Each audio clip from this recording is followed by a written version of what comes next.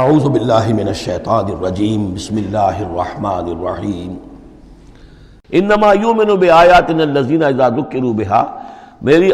ایمان رکھنے والے تو ہماری آیات پر وہ لوگ ہیں کہ جب انہیں ہماری آیات کے ذریعے سے تذکیر کی جاتی ہے، نصیحت کی جاتی ہے، انہیں سنائی جاتی ہے، خروا سجدا،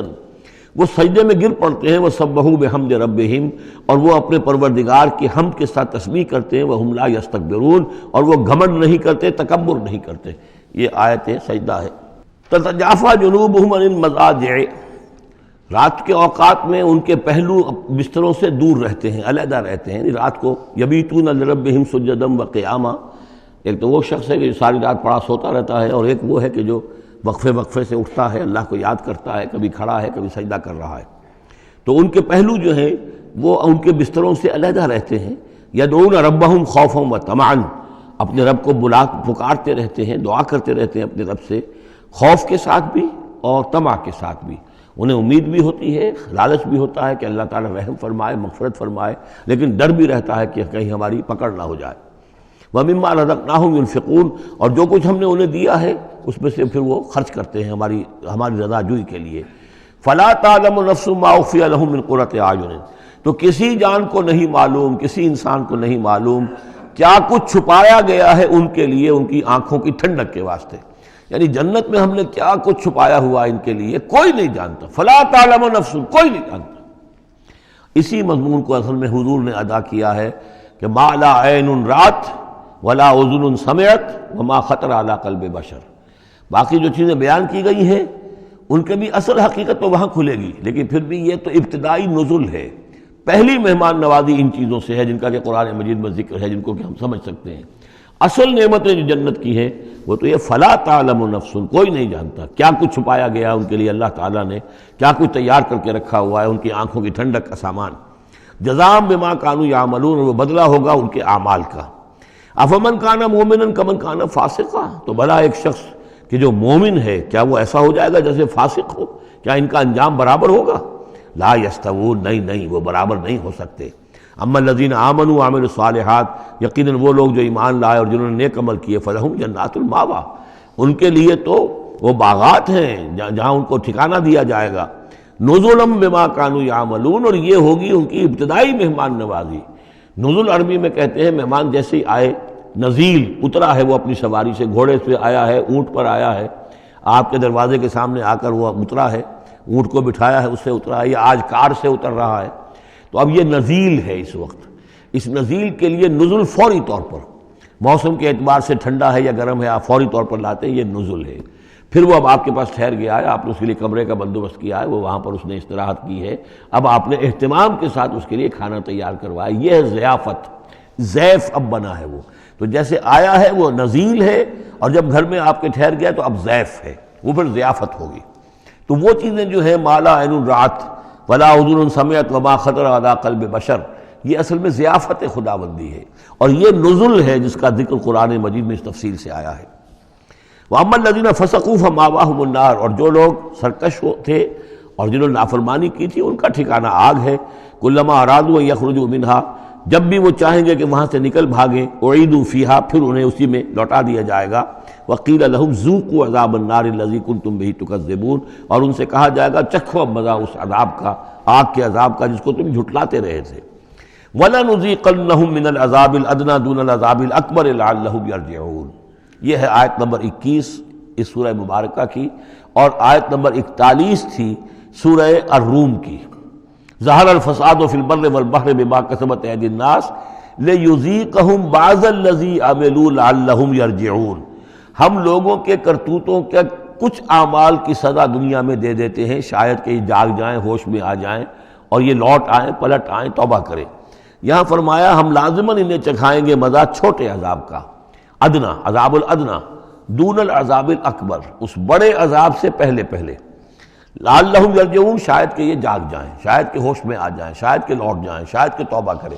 یہ بات جو ہے آ چکی ہے کہ رسول جب بھی بھیجے جاتے تھے تو اللہ تعالیٰ کی طرف سے اس قسم کی تنبیہات کا سلسلہ آتا تھا تاکہ لوگ بیدار رہیں۔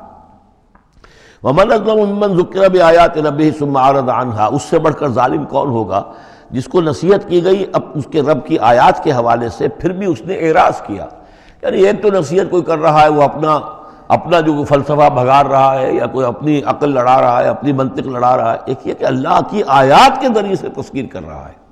پھر بھی اس سے اعراض کریں۔ ثم اعرض عنھا انا من المجرمین منتقمون، ایسے مجرموں سے تو ہم انتقام لے کر رہیں گے۔ وَلَقَدْ آتَيْنَا مُوسَى الْكِتَابَ فَلَا تَكُنْ فِي مِرْيَةٍ مِّن لِقَائِهِ،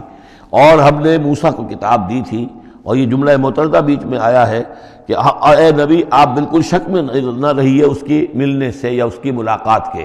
اس کا ایک ترجمہ یہ کیا گیا ہے کہ شب معراج میں حضرت موسیٰ سے بھی حضور کی ملاقات ہوئی تھی، تو اس کی طرف اشارہ ہے کہ آپ کی جو ملاقات ہوئی تھی وہ موسیٰ ہی سے ہوئی تھی، اس میں کوئی شک نہ کیجیے۔ لیکن زیادہ جو قرین قیاس ہے، جو سیاق و سباق کے ساتھ مناسبت رکھتا ہے، وہ یہ ہے تو اے نبی آپ بالکل کوئی شک نہ رکھیں اس بات میں کہ جو کتاب موسیٰ کو دی گئی تھی وہ واقعتاً اللہ کی طرف سے تھی، کتاب کا ملنا اللہ کی طرف سے تھا، اور اس قرآن کا ملنا جو آپ کو ملی ہے یہ بھی اللہ کی طرف سے ہے۔ اور حضور سے خطاب کرتے ہوئے بھی در حقیقت یہاں پر روح سخن جو ہے وہ لوگوں سے ہے کہ تم کوئی شک نہ کرو کہ تورات اللہ نے ہی دی تھی حضرت موسیٰ کو، اور قرآن اللہ ہی نے دیا ہے محمد کو صلی اللہ علیہ وسلم۔ وَجَعَلْنَاهُ هُدًى لِّبَنِي اسرائیل، اور اس کو ہم نے ٹھہرایا تھا، بنا دیا تھا ہدایت، رہنمائی بنی اسرائیل کے لیے۔ وَجَعَلْنَا مِنْهُمْ أَئِمَّةً يَهْدُونَ بِأَمْرِنَا لَمَّا صَبَرُوا، اور ان میں سے پھر ہم نے ایسے امام اٹھائے، پیشوا اٹھائے، رہنما اٹھائے کہ جو لوگوں کو ہمارے حکم سے وہ ہدایت کرتے تھے، رہنمائی کرتے تھے، تورات کی تعلیم کرتے تھے، تورات سمجھاتے تھے، نیکی کا حکم دیتے تھے، امر بالمعروف نہی منکر کرتے تھے۔ لما صبروا، لیکن یہ کام وہ کر سکتے تھے جب خود صبر کی روش اختیار کر لیں۔ اگر آدمی اپنی تمام توانائیاں اور قوتیں زیادہ سے زیادہ عیش، زیادہ سے زیادہ دولت جمع کرنے پر کرے گا تو وقت کہاں سے لائے گا ان کاموں کے لیے؟ اور اس کام کے لیے تو ظاہر بات ہے آپ کو بدی پر کسی کو روکنا ہے، ٹوکنا ہے، نہیں منکر کرنا ہے تو کوئی صبر بھی کرنا پڑے گا، کوئی مصیبت بھی آئے گی، کوئی تکلیف بھی آئے گی، کوئی آپ کو ستائے گا بھی، گالیاں دے گا، اور اگر حکومت کے خلاف آپ نے کوئی بات کہی ہے تو حکومت آپ کو سزا دے گی۔ لہذا صبر کے بغیر یہ کام نہیں ہوتے۔ وَجَعَلْنَا مِنْهُمْ أَئِمَّةً يَهْدُونَ بِأَمْرِنَا، اب ہر شخص کے ہم میں سے یہ خواہش پیدا ہونی چاہیے کہ اللہ تعالی ہمیں بھی، اگر بنی اسرائیل میں سے اللہ تعالی نے بہت سے لوگ ایسے اٹھا دیے جن کی یہ تعریف کی جا رہی ہے، جعلنا منہم ائمۃ یہدون بامرنا لما صبروا، اللہ تعالی ہمیں توفیق دے کہ ہم بھی اس امت مسلمہ میں اسی کام کے کرنے والے بن جائیں، تاکہ لوگوں کو خیر کی طرف بلائیں، حق کی طرف دعوت دیں، لیکن اس کے لیے اپنے لیے صبر اختیار کرنا ضروری ہے۔ کم سے کم اپنا جو ہے اسٹینڈرڈ آف لیونگ رکھیں، تاکہ یہ کہ ہم اپنا وقت سپیئر کر سکیں، جس کو تبلیغی بھائی کہتے ہیں تفریغ الاوقات، اوقات فارغ نہیں کریں گے اپنے، سارا وقت تو لگا ہوا ہے آپ پیسہ کمانے میں، اس لیے کہ اس کے ایک خاص قسم کا معیار زندگی بنا لیا ہے، اور اس کو مینٹین کرنے کے لیے اب جتنا کچھ آپ کو چاہیے اب دن رات ایک کریں گے تو آپ اپنے اس معیار زندگی کو مینٹین کر سکتے ہیں۔ گویا کہ اب ہم اس معیار زندگی کو پوج رہے ہیں، ہمارے پاس اب وقت ہی نہیں ہے، صلاحیت کہاں لگائیں، کس وقت میں لگائیں، کیا کام کریں۔ لیکن صبر کی روش ہوگی اور پھر قرآن مجید کے ساتھ وہ تعلق ہوگا تو پھر انشاءاللہ تعالی اللہ تعالیٰ نے انسان میں بڑی صلاحیتیں رکھی ہیں، بڑی قوتیں رکھی ہیں، مسجود ملائک بنایا ہے، اللہ کے کریشن کا کلائمیکس ہے یہ، تو اللہ تعالیٰ کی یوں سمجھیے کہ تخلیق کا نقطہ عروج ہے، تو اس کے اندر صلاحیتیں ہیں۔ آدمی ارادہ کر لے، ہمت کرے، فیصلہ کر لے تو پھر یہ کہ اللہ تعالیٰ جو ہے اس کے لیے راستے کھول دیتا ہے۔ وَجَعَلْنَا مِنْهُمْ أَئِمَّةً يَهْدُونَ بِأَمْرِنَا لَمَّا صَبَرُوا وَكَانُوا بِآيَاتِنَا يُوقِنُونَ، ایک تو یہ کہ صبر کریں اور ہماری آیات کے اوپر پورا یقین ہو۔ إِنَّ رَبَّكَ هُوَ يَفْصِلُ بَيْنَهُمْ يَوْمَ الْقِيَامَةِ فِيمَا كَانُوا فِيهِ يَخْتَلِفُونَ، یقیناً آپ کا رب فیصلہ کرے گا ان کے مابین قیامت کے دن ان تمام چیزوں میں جن میں یہ اختلاف کر رہے تھے۔ أَوَلَمْ يَهْدِ لَهُمْ كَمَا أَهْلَكْنَا مِنْ قَبْلِهِمْ مِنَ الْقُرُونِ يَمْشُونَ فِي مَسَاكِنِهِمْ، کیا ان کے لیے یہ بات کافی نہیں ہوئی، ان کی رہنمائی کے لیے، ان کو سبق دکھانے کے لیے کہ ان سے پہلے ہم نے کتنی ہی بستیوں کو اور کتنی ہی نسلوں کو جو ہے ہلاک کیا ہے، کہ وہ جو پھرتے تھے اپنی انہی مساکن میں، اپنے شہروں میں، اور ایک مفہوم یہ کہ جن میں اب یہ پھر رہے ہیں، یہ جاتے ہیں اور سمود کی بستیوں کے پاس سے گزرتے ہیں۔ خبر آئی ہے کہ کچھ برطانوی سیاست جو ہے وہ محققین، انہوں نے وہ ڈیڈ سی میں اس کے ساحل کے ساتھ ہی اور پانی کے نیچے وہ آثار موجود ہیں اس شہر کے کہ جس کی طرف حضرت لوط علیہ السلام کو بھیجا گیا تھا۔ تو خبر میں یہ ہے کہ قرآن اور تورات کی جو بات ہے اس کی تصدیق ہو گئی ہے، لیکن وہ بستی جو ہے میرا بھی گمان یہی تھا کہ وہ جو ہے اصل میں سمندر کے اندر آ چکی ہے، اور شاید اسی لیے ڈیڈ سی اس کا نام ہو کہ پورے شہر جو ہیں بڑے ہوئے وہ اس کے اندر دھنس گئے ہیں، اور گویا کہ سب کے سب اسی کے اندر جو ہے ان کی قبر بن گئی ہے، وہ پانی کی قبر کے اندر وہ دفن ہوئے ہیں۔ بہرحال یہ تمام چیزیں جو ہے تم پھرتے ہو، آتے ہو، جاتے ہو، انہی لوگوں کے مساکن کے اندر تم پھر رہے ہو۔ ان فی ذلک لآیات فلا یسمعون، اس میں یقیناً نشانیاں ہیں، تو کیا تم عقل سے کام نہیں لیتے، سنتے نہیں ہو؟ اولم یروا انا نسوق الماء الی الارض الجرز، کیا انہوں نے دیکھا نہیں کہ ہم پانی کو ہانک کر لے جاتے ہیں ایک ایسی زمین کی طرف جو چٹیل پڑی ہے، بے آب و گیا ہے، فنخرج بہ زرعا تاکل منہ انعامہم وانفسہم، پھر ہم اس کے ذریعے سے اس پانی میں کھیتی اگا دیتے ہیں کہ جس میں سے کھاتے ہیں ان کے مویشی بھی اور خود یہ بھی۔